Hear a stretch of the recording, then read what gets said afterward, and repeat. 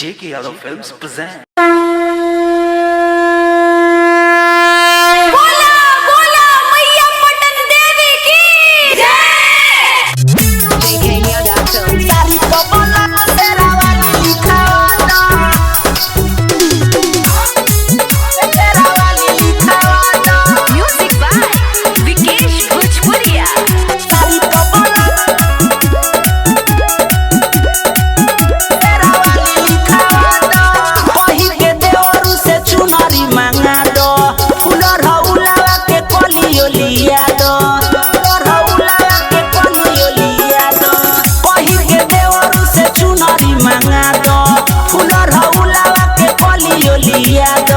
गाके भजन मेहरा वाली सिखावा दो सारी बबलम सेरा वाली लिखावा दो सारी बबलम सेरा वाली लिखावा दो सारी बबलम सेरा वाली लिखावा दो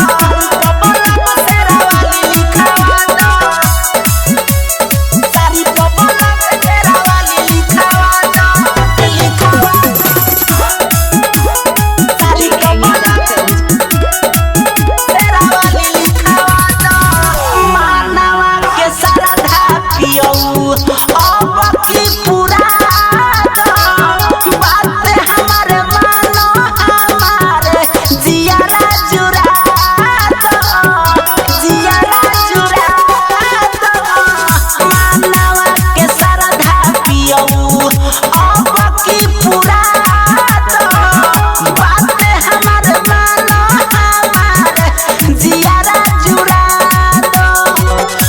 के नाम हमरा हाथ छपावा दो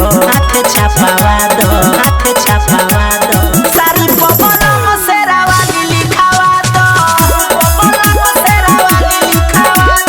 सारी बबलम सेरा वाली लिखावा दो JK Yadav Films. सेरा वाली लिखावा दो साई आरती रिकॉर्डिंग स्टूडियो लालगंज वैशाली। सरोज सावरिया सोइया बतिया नटा गौतम राइटर मोहर जाए के विचारो सरोज सावरिया सोइया बतिया नटा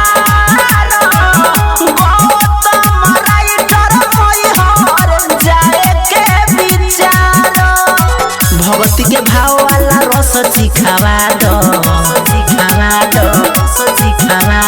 सारी बबलम सेरा वाली लिखावा दो सारी बबलम सेरा वाली लिखावा दो JK Yadav Films.